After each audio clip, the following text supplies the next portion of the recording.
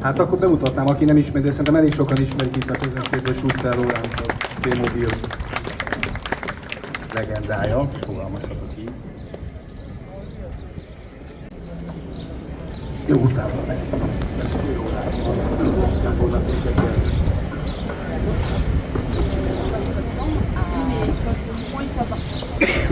Ugye én beszéltem, írtam Erdős Péterről, te találkoztál vele. Milyen ember volt? Hogy emlékszel rá?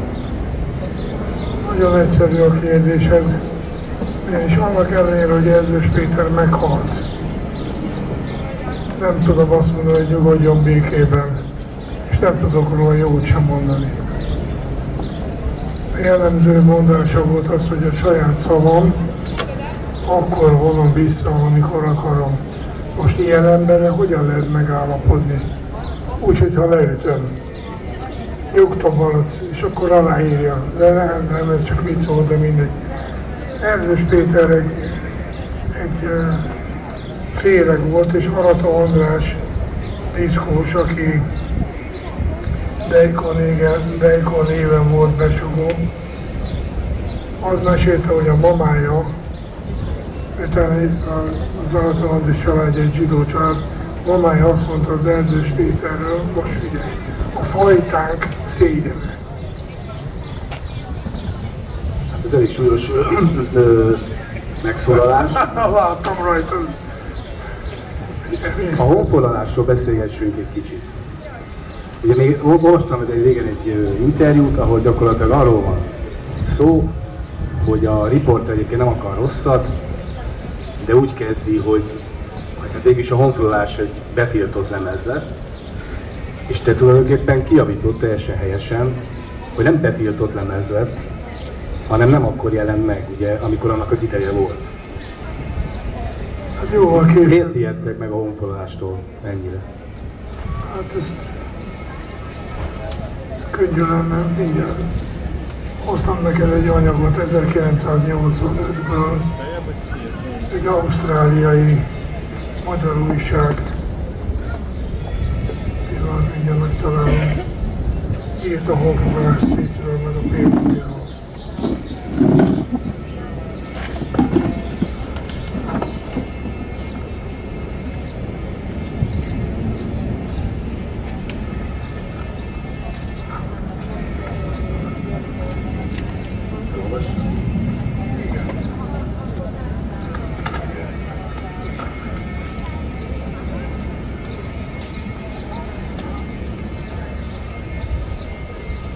A P-Mobil rock együttes legújabb lemeze.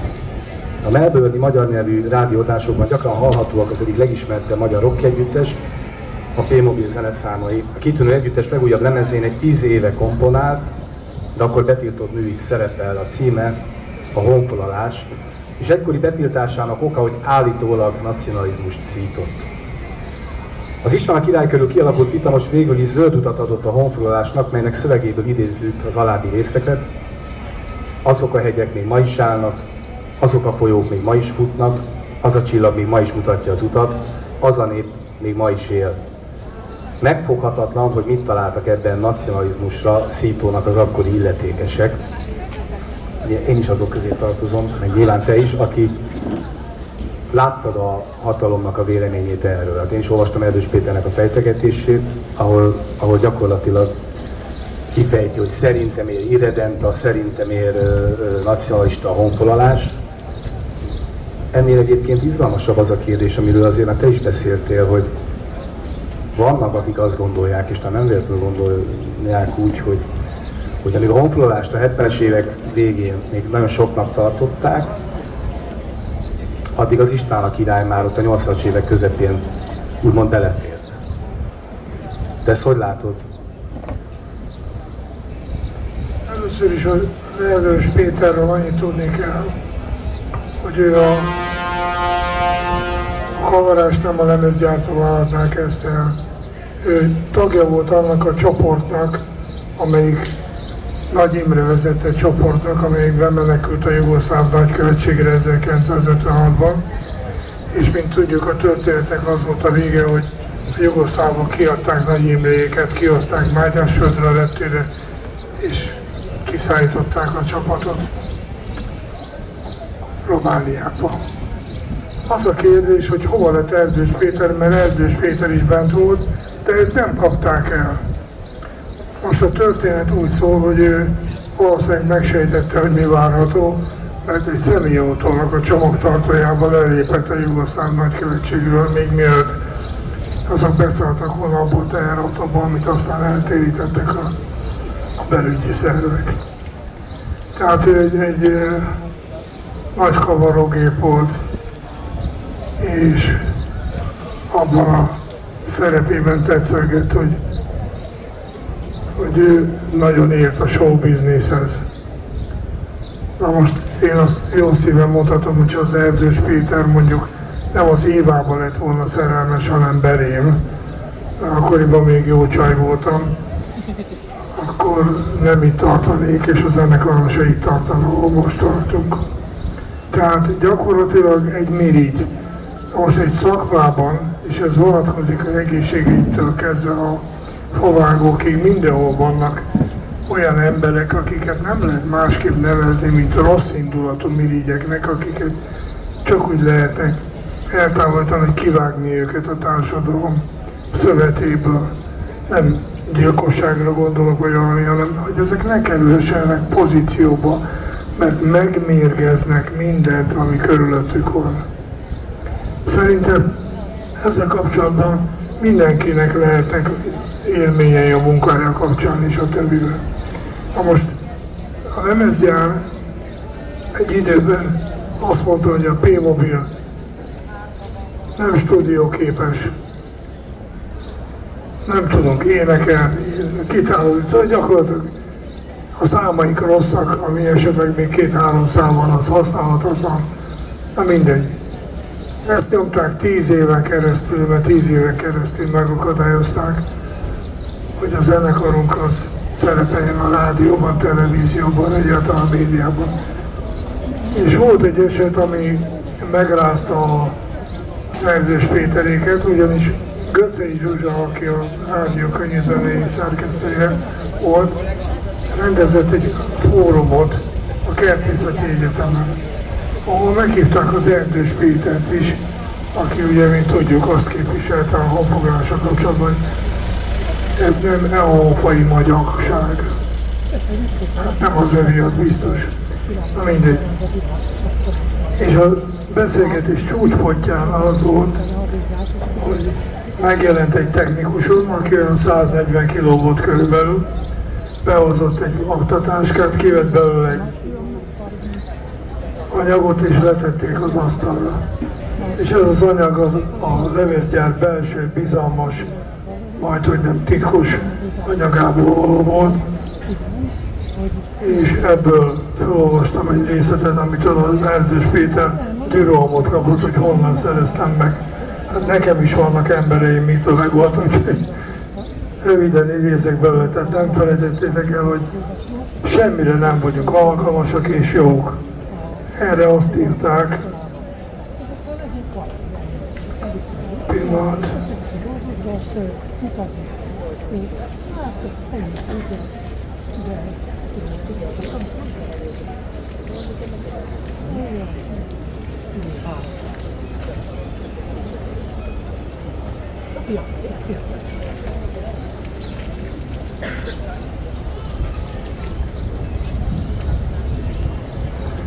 Pillanat türelmet kérek, csak így nem jelöltem be, amilyen barom vagyok.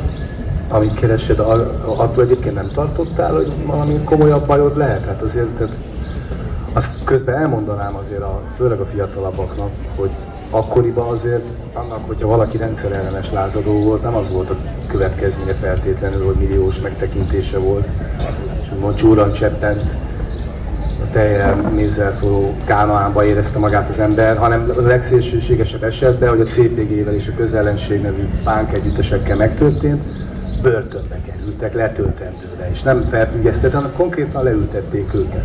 Tehát azért emeljük ki, ez a 80-as évek, ugye, amit mostanában szoktak néhányan ilyen boldog 80-as évekként ide mutatni, meg bezzegelni, ugye, hogy az elmúlt 16 év, és a többi, az milyen egy szörnyű, viszont a 80-as évek, hát az igen. A 80-as évek egy kőkemény diktatúra volt, főleg akkor, hogyha valaki tett a diktatúra ellen. Tehát akkor igazából békén hagyták az embert, hogyha úgy élte az életét, besugó hálózattal és a többivel hagyták békén. De ha valóban kőkeményen elment a falig, akkor a pánkokat például ugye lesittelték. Ti nem tartottatok attól, hogy ennek azért egészen komoly következményei lesznek? Mondjuk nem tudom, megvernek titeket a rendőrök, vagy elvisznek valahova?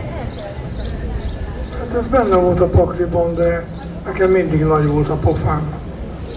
És én mondjuk nem kezdtem el verekedni rendőrökkel, meg egyáltalán, csak volt egy-két alkalom, amikor konfliktus, amikor észrevették, hogy én nem abban a csoportba tartozom, akikkel ilyen módon lehet elkezdkedni. Üljön le, vallja be, beszélgessen veled az anyád.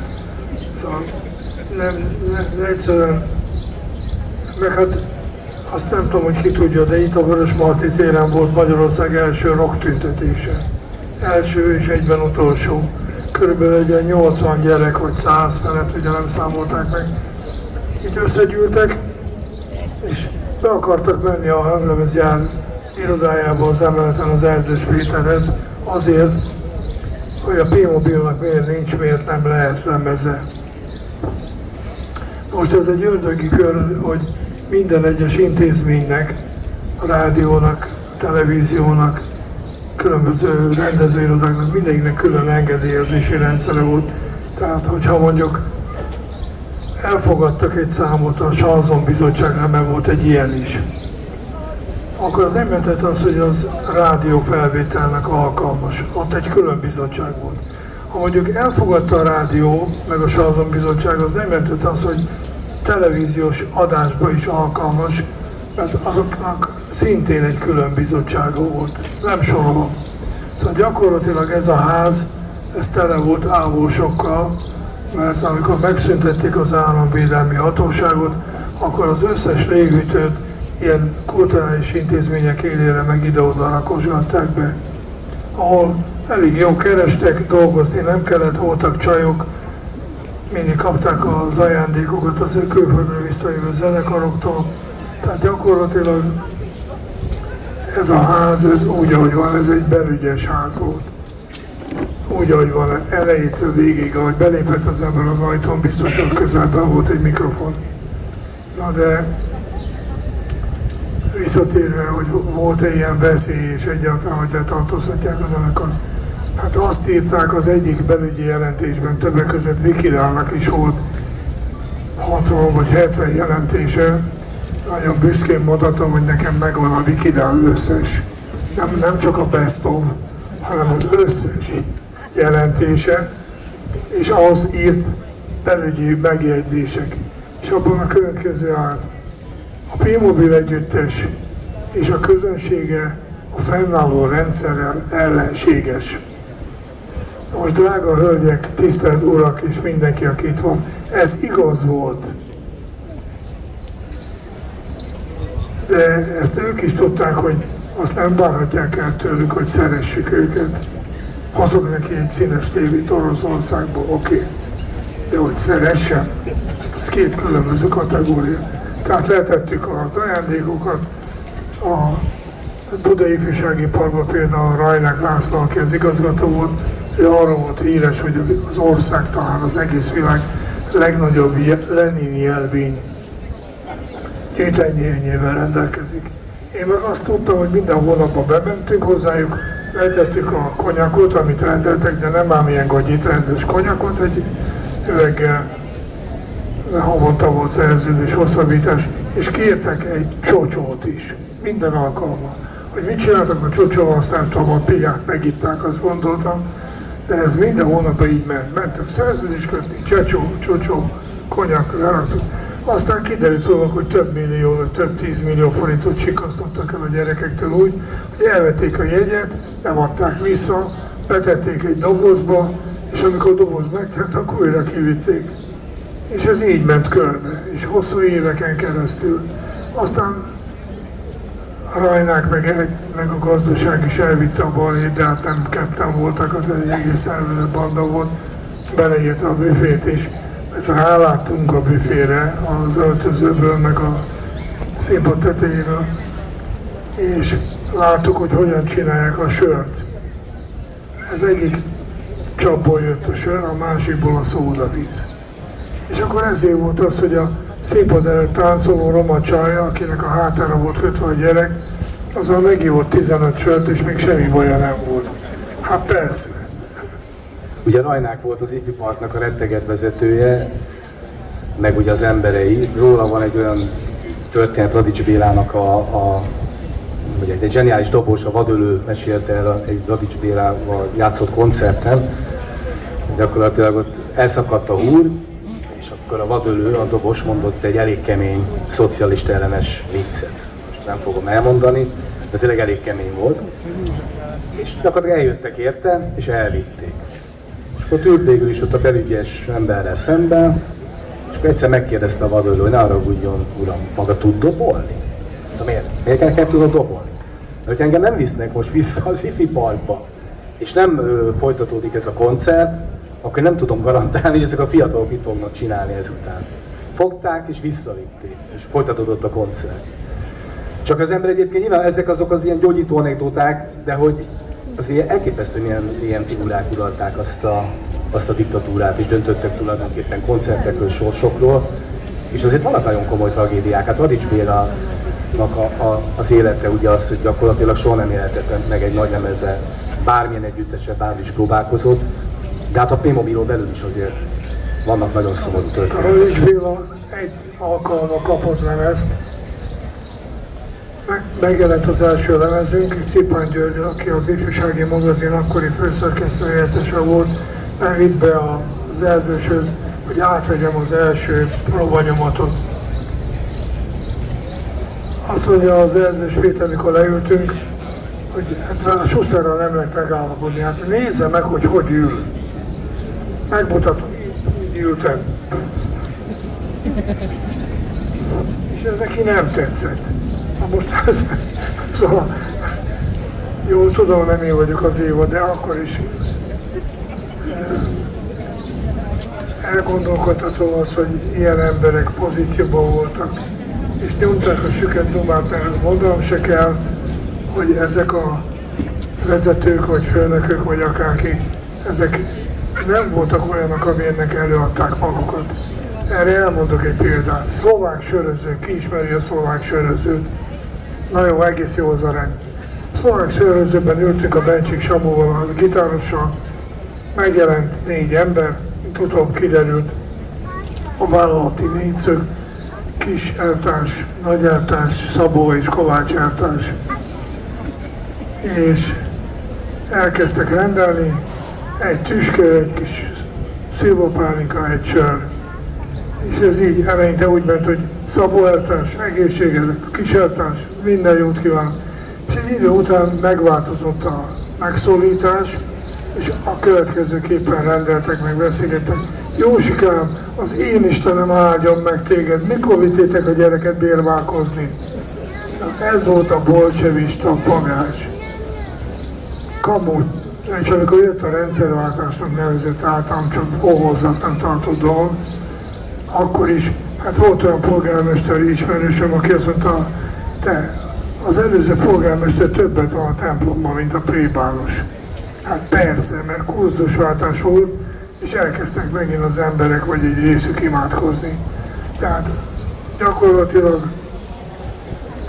most se jobb a helyzet, tudnék mesélni, vannak olyan történetek, amik még melegek vagy forrók, tehát nem jövök még nyilvánosságra vele, de van egy pár olyan dolog, ami annyira friss és annyira húsba vágó, hogy egyelőre még csak az ügyvédemnél van az anyag. Szerencsére éppen lejár az időnk egyébként, úgyhogy megúsztuk azt, hogy esetleg elvigyenek minket egy-egy mondatért. Még annyit egyébként lezárásul, egyrészt majd lesz egy másfajta lezárás, hogy nagyon igazad van, amit mondtál, ugye az Erdős Péter, meg a többiek az összes szövegükben azt mondták, hogy milyen deviánsok ezek a fiatalok, a pánkok, a rockerek, a rosszba viszik az embereket, miattuk isznak, ugye, stb. Mondta egyébként egy olyan ember, aki minden szempontból egy teljesen erkölcstelen és amorális életet élt. Hát erről is egyébként írtam a könyvbe. Most lejárt az időnk, szeretnék kérni először szeretném arra felhívni a figyelmet, hogy nagyon szívesen dedikálom most is a könyvemet, és nyilván lehet ezután még beszélgetni velünk egy kicsit, hogyha még... Persze. Még ráérsz, illetve délután 5-től is dedikálom a könyvet. 11:20-ra jön ide a Migodó elé a kocsi, értem. Akkor tökéletes.